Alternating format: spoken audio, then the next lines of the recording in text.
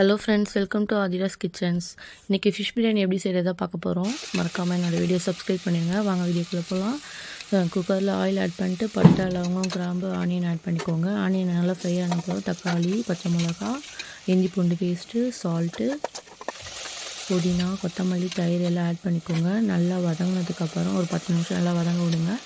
வதங்கினதுக்கப்புறம் 30 நிமிஷம் முன்னாடியே நம்ம மீனை உப்பு மஞ்சத்தூள் போட்டு நல்லா ஊற வச்சிடணும். ஊற வச்ச மீனை நல்லா கிரேவி மாதிரி தக்காளி வெந்ததுக்கப்புறம் ஆட் பண்ணிக்கோங்க. மீனை ஆட் பண்ணிவிட்டு லைட்டாக கிளறி விடுங்க, இல்லைனா மீன் உடஞ்சிரும். மீன் நல்லா 10 நிமிஷம் வெந்ததுக்கப்புறம் வாட்டர் ஆட் பண்ணிக்கோங்க.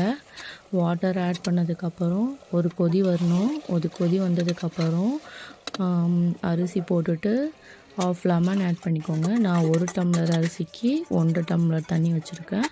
லெமன் ஆட் பண்ணிட்டு ஒரு விசில் விட்டு இறக்கிடுங்க. சுவையான fish biryani ready. Thanks for வாட்சிங். நெக்ஸ்ட்டு உங்களை சூப்பரான வீடியோவில் பார்க்குறேன். Bye friends.